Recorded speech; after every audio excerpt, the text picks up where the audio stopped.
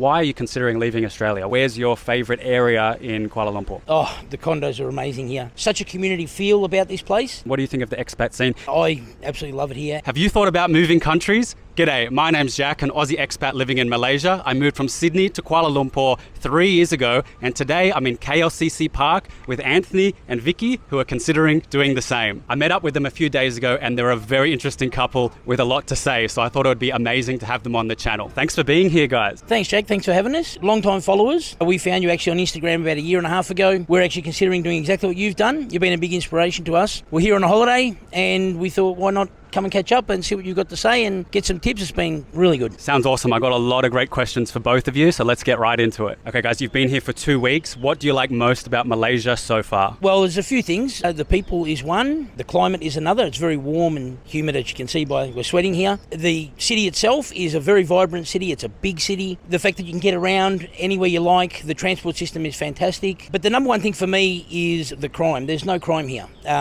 It's very different to where we're from. In Western countries, obviously things are starting to unravel a little bit, and that's one of the really big appeals about being in Malaysia. We've been here a few times and there's no crime at all. Yeah, so we've really enjoyed our time here. Awesome. Yeah, I'll ask you a few more questions about safety a bit later. You've been to Penang and Kuala Lumpur now as well, so you've seen a little bit of a different part of the country. So what do you think about Malaysia so far, Vicky? I absolutely love Malaysia. It is very, very safe, very clean. The people are beautiful, very respectful, even though we are Westerners. They respect, I guess, our culture and us coming from another country. Yep. Everybody is just kind and lovely to us. Awesome. Great. I'm so glad you two are having an awesome time so far. Malaysia is underrated, so this is why I want to get Aussies and Westerners who come here for a holiday or maybe looking here to live and give their honest perspective. We spoke a bit about this the other day off camera, and you guys are actually considering leaving Australia like me. So why are you considering leaving Australia? What's going on right now? Okay, so there's a few things to consider in the Western countries, especially Australia. Standard of living is number one, getting worse and worse, becoming very unaffordable for most people. And it's not something that we've just thought about now. We've seen this sort of coming over the last 10 years or so, being a family, 3 children, so we know what the cost of living's like. It's getting much harder to survive now. In this country here, the value is, to me, unparalleled with other Asian countries, and just it's got so many benefits compared to where we are. So basically, in Australia, everything that you do from the time you get out of bed to the morning to the time you go to bed, which is eating food and all these things that you do, transport, fuel prices, food quality, none of them compare with what we're seeing here in Malaysia. We've thought it's been unbelievably good. Have you seen the fuel prices here?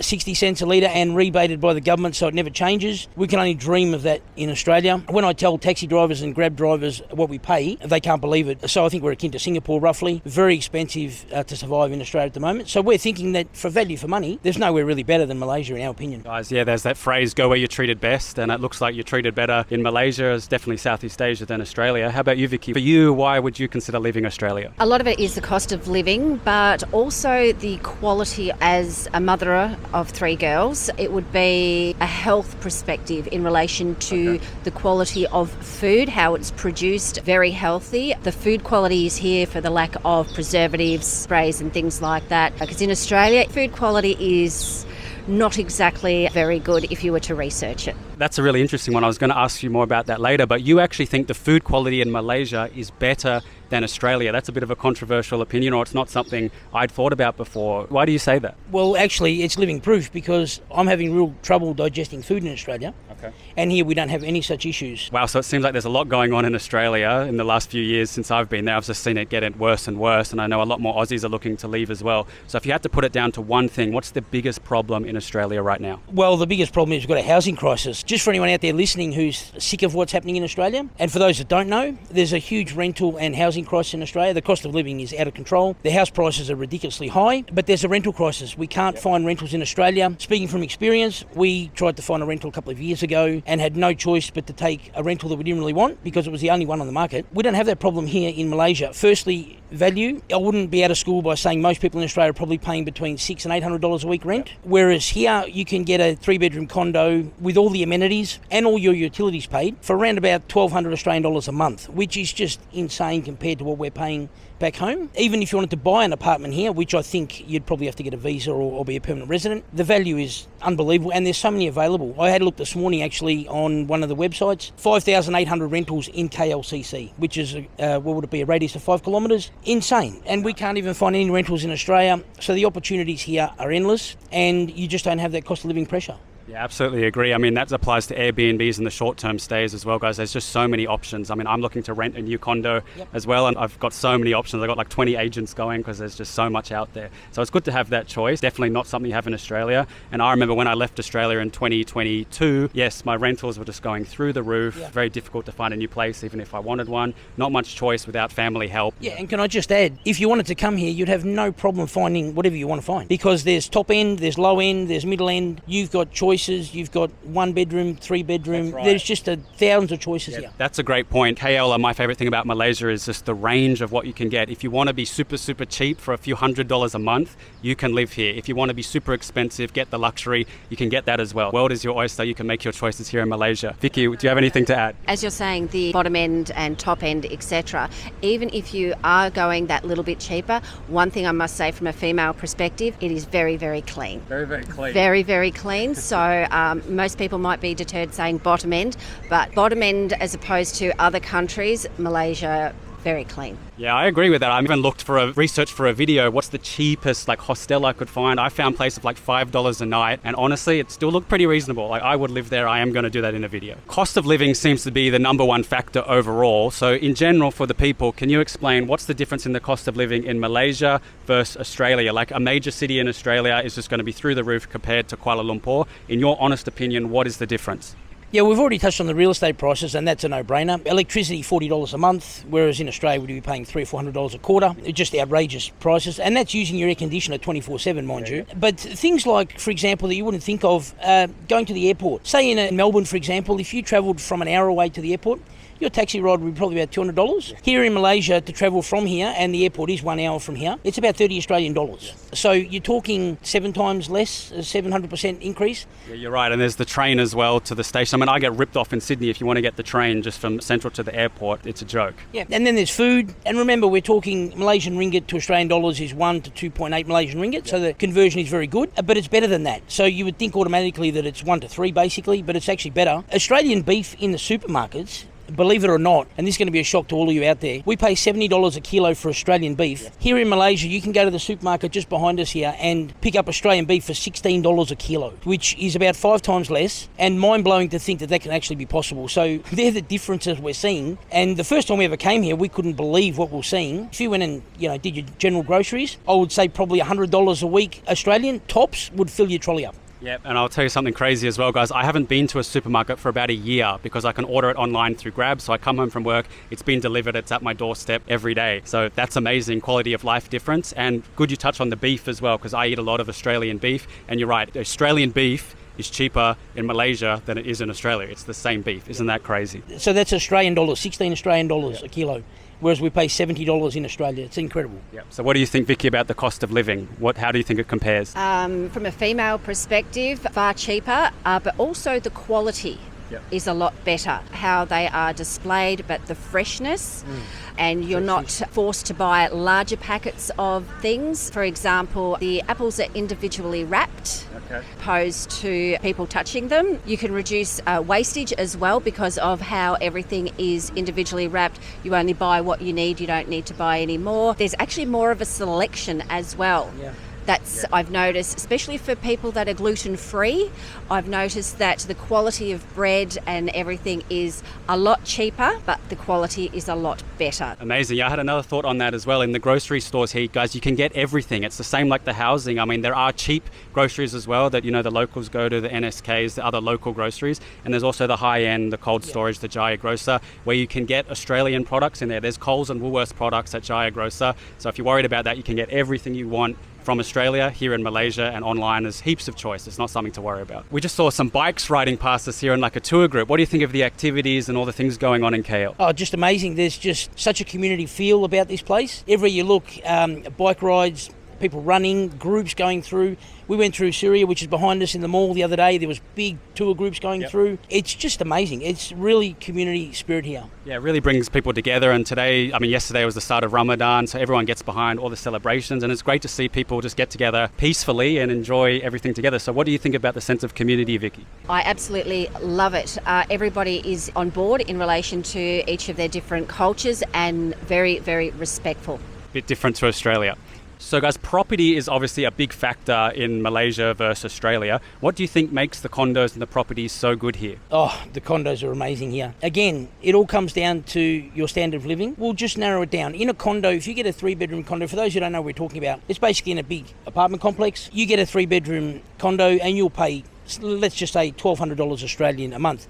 That will include a gym, a pool, sauna, whatever amenities they have, electricity, water, gas, all the amenities paid for, high-speed internet. We're talking 400 megabytes a second. The upload speeds here are so fast compared to Australia. Yeah, the internet speeds are faster here in Malaysia than Australia. Australia is backwards in terms of digital infrastructure. Yeah, so you get all of that for 1,200 Australian dollars roughly. It's a no-brainer to live in a condo because you get all the benefits, and you can even have a cleaner if you want your 3-bedroom condo cleaned. And we're not talking small condos either. We're talking 14 or 1,500 square feet, some of them. Right. Just incredible value for money with everything, and you don't have to do anything. You've got everything you need. You don't have to drive to the gym. Got everything right there. Go to the pool. You don't have to go to the beach. All these things cost money. Go fuel and stuff like you say. Yeah, you're right. It's very convenient. One thing I miss about Australia is the beach, but I mean, it's not a big deal when you've got an awesome rooftop pool, right? Vicky, do you have anything to add on that about the condos? Anthony pretty much explained everything, and living in a condo, the convenience is second to none because it saves you a lot of time. Yeah, and some of them have the convenience stores and the groceries in the same building, so you can get all of that in one spot. You both just spent some time in Penang, which does have a beach, so I'm interested in your thoughts on Penang versus Kuala Lumpur. Which one do you think's better and why? Yeah, so interesting question, Jack. So we're actually on our second honeymoon, so we wanted to make part of that in Penang because it's beach and resort. We had a great time in Penang. We stayed at Batafaringi where most of the beaches are, and it was fantastic. As far as comparison goes, I think the food there is the same as the food here. Very, very good. Personally, I would love this more better here in Kuala Lumpur. I just think there's more amenities here. There's a big expat community in Penang, but it's very dated. So if you go outside the resorts, it's very old. Georgetown's obviously the capital. It had a Bali feel to me, which is very old, sewers going down the footpath, a bit smelly, that sort of thing. Whereas here in KL, if I wanted to, no matter what I wanted to do from where I am right now, say I wanted to go to a 7-Eleven or KK, they call them here, I wouldn't have to go more than 300, 400 metres. Anywhere in KL. The convenience of being in Kuala Lumpur, to me, is just far superior, and I personally prefer it. I'm not a big beach person, actually. I love the beach while we're there, but there's jellyfish there, so you can't really go in the beach. That probably turns a lot of people off, going to Penang. But like you said, if you've got a rooftop pool, you don't need to go to the beach. Yeah, I agree. I've been to Penang a few times, and I love the culture there and the old buildings and the history, but KL just has much better infrastructure. But they do say Penang has the best food, so that is one thing they say, and it has a bit of a different demographic as well. It's a bit more Chinese there. What did you think of Penang, Vicky? I did like Penang. There was just a little bit of an issue with grabbing a taxi or a Grab. The quality of drivers, that was... An experience. It definitely an experience. A couple of times I wasn't sure if I was going to make it home. But look, everybody was lovely. Just some I thought were maybe F1 drivers in a very busy time of the day. So you heard it from them. They don't know this, but Penang is known to have the worst drivers in Malaysia, and they've confirmed it. I didn't say that. That's definite proof there. Really hard to get a Grab there, but when you do, especially in Georgetown, you've got to be really careful. Seriously, we came home back to the resort and we told everyone that we qualified first. We thought we were in a car race. So, we got there, but it was dicey. Safety is important. I mean, I've driven a car from KL to Penang. It was a long drive, and I will say the driving is very different to Australia. We were going very fast on the highway because you had to. You had cars taking over. I think they were the ones going to Penang, the Penang drivers. Guys, you guys are crazy. So get that together, maybe get a train, get some other infrastructure. Okay, back to KL. What do you think of the infrastructure here? The roads, the Grab, public transport, the trains. What do you think? Fantastic. Here, you've got everything you need. If you wanted to get a Grab, you're waiting a couple of minutes. Food is delivered to your door. Groceries delivered to your door. Any time of the day, mind you. So it's a 24/7 city. You've got everything you need. You don't have to go far. And the amount of shopping malls here is frightening. The shopping malls here, the quality of shopping mall here is unparalleled. They're everywhere. And quality shopping malls, and more going in, mind you. Doesn't matter what you need to do, you'll be able to do it. And if you can't do it, the concierge will find it for you, tell you where to go, what you need. So there's nothing you can't have here that you'd normally do on a daily basis. Yeah, it's a good point you made about convenience and the 24/7. One thing I noticed, the difference between Asia in general to Australia. In Australia, people knock off at 5 o'clock. Everything's closed at night. Sydney nightlife is absolutely dead for a global city. It's embarrassing. I'll put up a reel I saw about that here. You just can't do things in Australia after a certain time, whereas in Asia and Kuala Lumpur, you can. We love going to Jelana Law, which is the food street. And it doesn't really get going until 8:30 at night. And it's open till 2 in the morning. We actually went to a market at Uptown down at Cotta, I think they call it. That doesn't open till 8 o'clock at night and closes 3 in the morning. It's a very big nightlife city. Clearly because it's very hot during the day and people work here. I don't think they have the dole here, am I right in saying that? So people have to work. So in Australia, everyone's asleep by 9 o'clock. Here, we love it. It's fantastic. Awesome. Yeah, I completely agree on that, and good to hear that from you guys. So let's touch on safety. Important factor, especially if you're looking to live here long term or you have children. So what do you think about safety in Kuala Lumpur, Penang, Malaysia in general? What do you think? We'll start with you, Vicky, and I also want to touch on the trains as well, the public transport. With the trains, there was carriages that everybody could be on, and there's also a separate carriage just for women. I never went in that one, but I thought it was a great idea in relation to a lot of cultures here, the personal space as well. If anyone feels unsafe, the women have that option, but to be honest, you will not feel unsafe at all here. I was actually really surprised at that carriage being in existence, because even with children walking around, etc., even of an evening, I wouldn't say that feeling frightened or unsafe would even enter my mind. Malaysia apparently has the third highest crime rate in Southeast Asia. However, what people don't know is that all of the scammers that ring up people in the Western world and scam them of their money, they're included in the crime rates.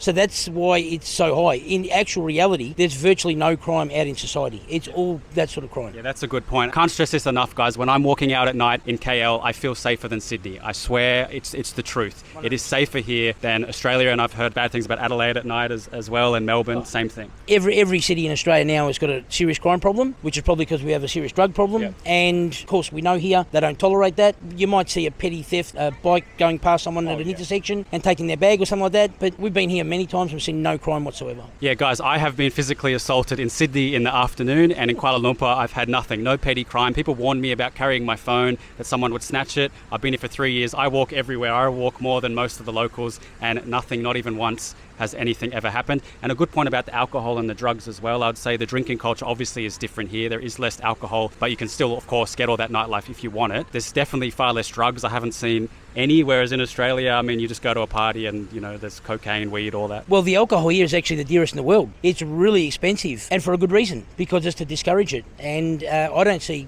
any alcohol or drug-related crime at all here. What do you think, Vicky, about the alcohol and drugs from having kids? How do you think that would impact kids raised in Malaysia? It would be a very big impact because it's not readily available, whereas you could go out your front door and there it is. It's just a phone call away. I'm sure that would be like that in a lot of countries, but here, no. Well, it is getting a bit hot. We've been going for about half an hour. So what do you think of the weather, Anthony? You're a weatherman, so tell us all about the weather and the atmosphere and the climate here in Malaysia. Yes, I run my own weather forecasting service called AV Weather. Been doing it for nearly 10 years, and yeah, feel free to join up to the page. And subscription-only business, mostly catering for farmers. Totally different here in Malaysia. It rains all the time here. The humidity is beyond belief, as you can tell by the amount we're sweating. It's always warm 12 months of the year here. I actually personally love it, and that wouldn't have been something that I would have said a few years ago. Yeah. Vicky's the one who loves the hot weather. Okay. Whereas I've come to warm to this climate because I know that at the end of the day you get a big storm, and there's nothing better than sitting in the rooftop pool watching a big lightning storm, is there? So I can't believe they actually sell jumpers and tracksuits here because it's never cold. It's like 31 degrees all year round. Yeah, that's a good point just on the jumpers. I got rid of all my warm clothes, so I went to go for a holiday to South Korea and I looked up the weather and it was like 5 degrees, and I'm trying to borrow a jacket from people because I just don't have any. You don't need it here. Correct. And when we come, we don't even pack any long pants or jumpers. Save storage space, yeah.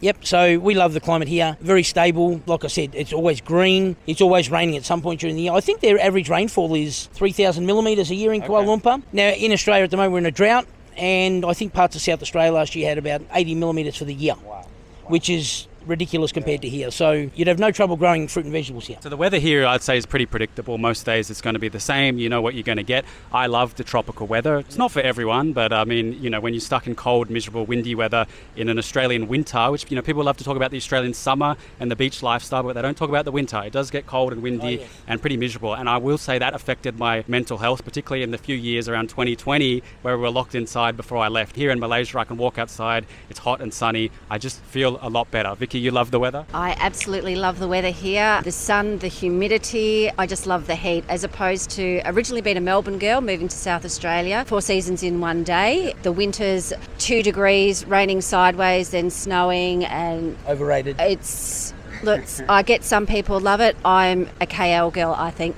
I love the heat. Awesome. And it's interesting, a lot of Malaysians, because they grew up with this, they want the 4 seasons, they want to experience. But I'd suggest, you know, go to Australia on a holiday, come back and live here. Kuala Lumpur is a big city and you've been here for a few weeks, you've been here a few times. Obviously, you've done some exploring. So far, where's your favourite area in Kuala Lumpur? My favourite area in Kuala Lumpur is right here in KLCC. We've been to Desa ParkCity.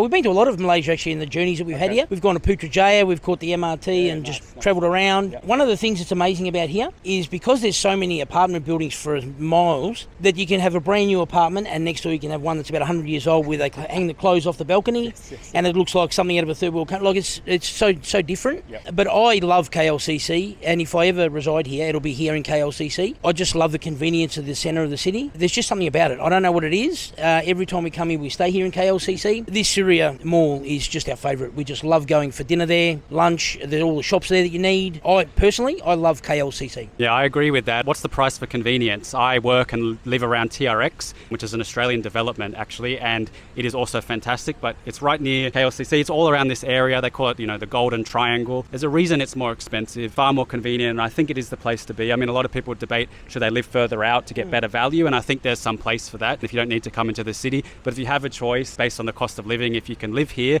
I think the city centre is where you want to be for a reason. Vicky, do you agree? Do you like KLCC? Absolutely love KLCC, again for convenience, but as a comparison to Australian shops here, designs, styles, but just the sheer quality of garments is a lot better than what we get in Australia. As simple as a t-shirt, the quality, there is no comparison based on quality, but also price. Yeah, so two shops to look at is one is Decathlon. I mean, you can get a lot of the cotton clothing. I'm looking for just cotton. I don't want all this synthetic stuff. So I go to Decathlon, so you get cheap cotton there. And you can also go to a brand called British India. I don't know if you've heard of that one. It's amazing. You get the awesome, the local stuff, the culture, and it's just great quality stuff. So I'll check out British India. That's a good brand. And obviously there's a lot more in Malaysia, a lot of local brands that are handmade and stuff like that. So you get the quality also at a good price as well. So if you're looking to move here as a family, education is going to be a very important factor for children and teenagers.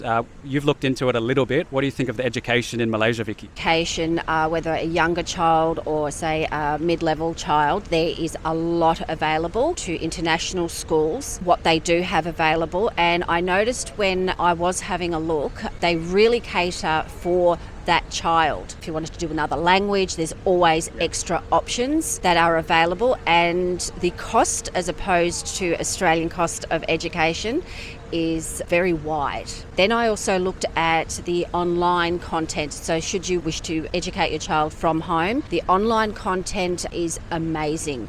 So you can pick and choose the amount of English subjects, science, any subjects. You cater it for your child and you can put as much as you want onto the curriculum. That I noticed the cost of that is a lot different to what it would be in Australia. I also notice in relation to education, extracurricular activities, should your child not be highly academic, the creative side is amazing. The painting classes, sculpture classes, swimming lessons and the sporting activities, as well as their facilities.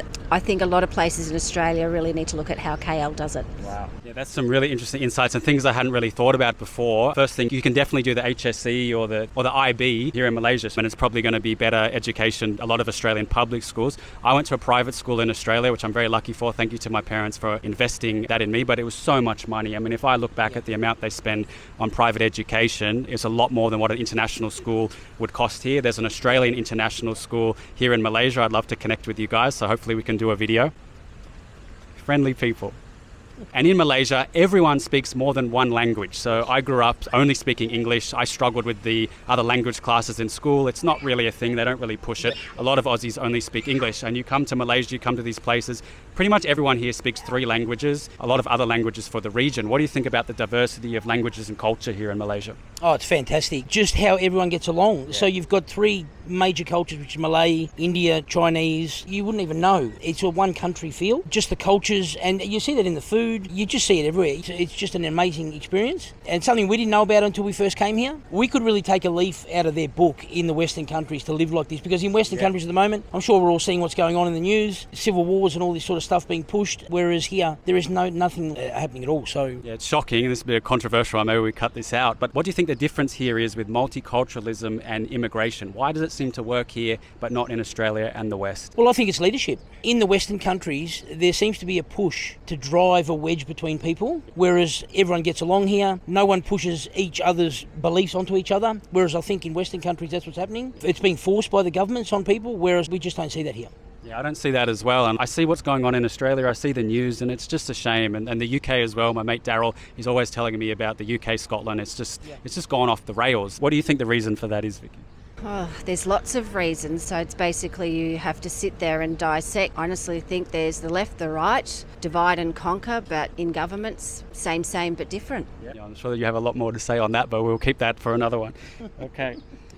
Now, the other day when we were speaking, you brought up a really interesting point that I also didn't think of, the water quality in Malaysia. I was under the belief that you can't drink the tap water. I have to heat it, filter it, and then even then it's still not great. But you guys have a different opinion. What do you think of the water quality here? Yeah, so what we've done over the past couple of decades is we've tested our water regularly, and we've understood through knowing some people who work in the industry that there's a lot of heavy metals that get put in the water, especially in Australia. So what I did was I bought this water tester that you can see here. You can buy one on eBay for about $30, and I tested the water in Australia. Generally speaking, there should be zero heavy metals or chemicals in the water. Australia's tap water is about 330 parts per million, which is horrendous. Now, Malaysia's is around about 50, which is not bad, but still it's got some chemicals and metals in it. However, this brand of water here, Spritzer, is actually 1 part per million. Wow. So at home, I distill my water, and reverse osmosis will give you the same reading. On this reading, you get about 4 parts per million, which is very, very good. When I first came here, I tested this water. It was 1 part per million. So all we do now when we come here is you can actually buy 10 litres of this for 14 ringgit. Wow. Which is $4.50 Australian for 10 litres.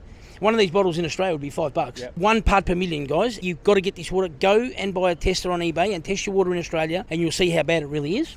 Yep. Take this everywhere, so I test the water routinely, and it just goes to show you how bad our quality of water, and you can do the same with the food, is in Australia. Yeah, that's mind-blowing, and the water is so important. Obviously, you're using that to grow your crops and your food as well. We're 70% water, so what you put in your body is very important. And that Spritzer comment, that is amazing, because I recommend Spritzer to people. I'm not sponsored. I'd like to be, so Spritzer, if you're watching this, please reach out. We've done the testing, and Spritzer is the best brand. So there you go. If you're here in Malaysia, you buy Spritzer water. Awesome.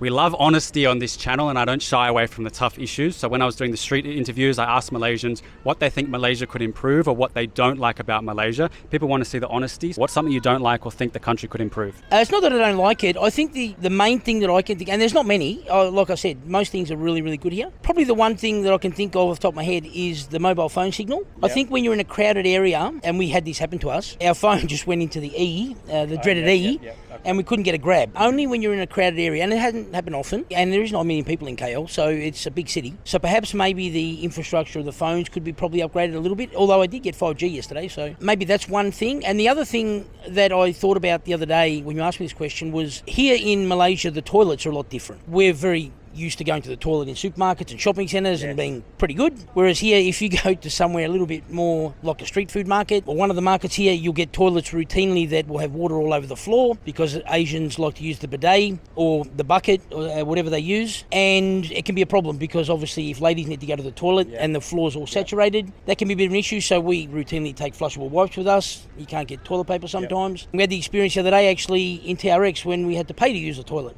a premium toilet. So we didn't never seen that before.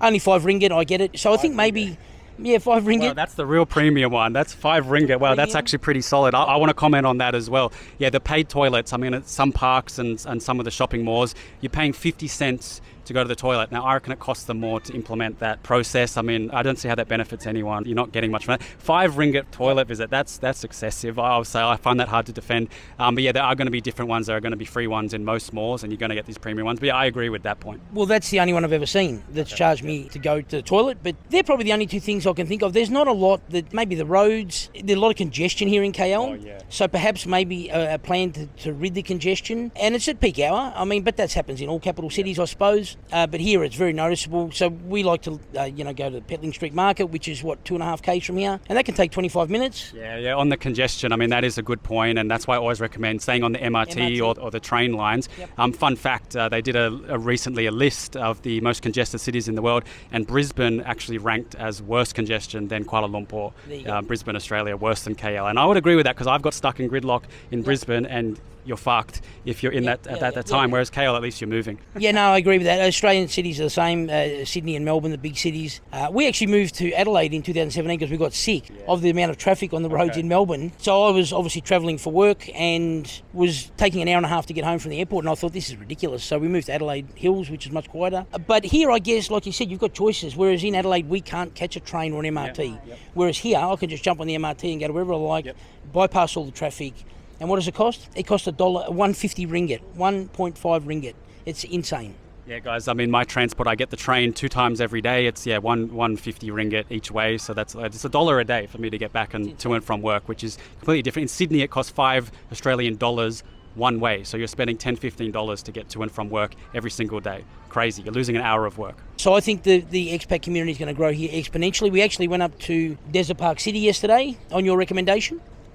And it's a fantastic place. The dog thing was interesting because there's no dogs here in KL, but over there they had dogs everywhere, in prams, mind you. So there's a big expat community up there, Mont Chiara as well. I think it's just going to keep growing. The taxi driver did laugh and say this is the rich area because obviously a lot of Westerners come and buy there. But I think it's going to grow exponentially.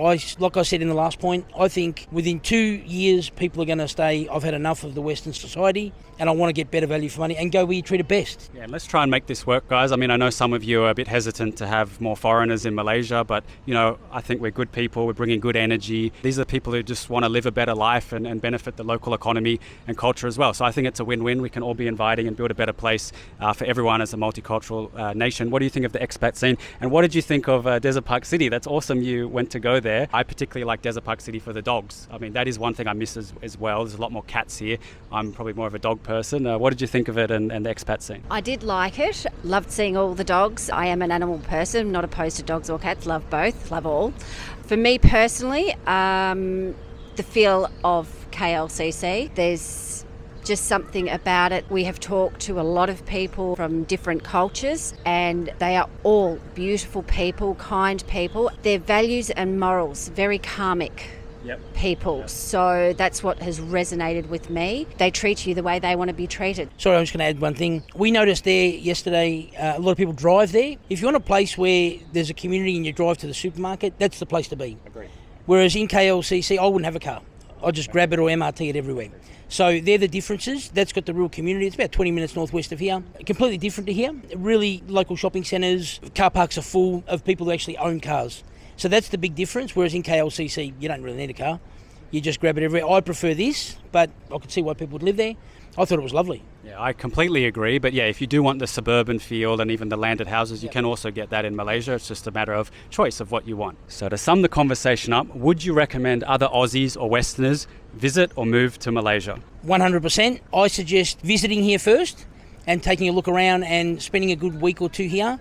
The value for money is unparalleled, so it's well worth the trip. You'll see exactly what we've been talking about on this video is exactly true. The cultures here, the food is just phenomenal. The value you get as an Australian coming here is unparalleled. You'll have a great time. I suggest, really highly recommend coming for a visit, and from there you'll see that you'll fall in love with the city. And it's also a really good travel base as well. KL is right next to Singapore, KLIA International Airport. It flies to everywhere in the region. You can get to anywhere around the world. So it's a better base than Australia if you're looking to travel too, right? Yeah, 7-hour trip back to home. So it's not far, and you can go to America or obviously Europe. It's about 10 or 12 hours both directions. It's right in the centre of everywhere. I think it's perfectly positioned. Like we said, the climate, the people, the fact that you can do whatever you like here with convenience. Highly recommend having a look. If you're interested in moving, just check it out and you'll see for yourself. Yeah, that's it. Come here, check it out. It's not for everyone, but for most people, I think you'll be very surprised. Vicky, what's the final verdict? You have to come here, absolutely. So if it's not from a financial perspective, educational perspective, I think a lot of places in Australia really need to look at how KL does it. Wow, that's an awesome point as well. You can do everything here, and people just don't realise that Malaysia, Kuala Lumpur just has everything. You'll be able to find a solution for whatever problem you think you have. Is there anything else you guys want to add? No, just thanks for having us, Jack. It's been a really enlightening talk, and we cannot cannot stress how much we love it here. We are planning to move here in the future. We're unsure of the timeline, but hopefully a year or two. We'll just wait and see how we go. But I absolutely love it here. And if I had my way, I'd be here now. Good second home away from Australia. Thanks so much. It was amazing to talk to you also the other day off camera. Great people. Thanks so much for coming on, Anthony. Thanks, Vicky. And subscribe for more videos about life in Malaysia. I'm going to do more interviews like this, and we'll see you in the next one.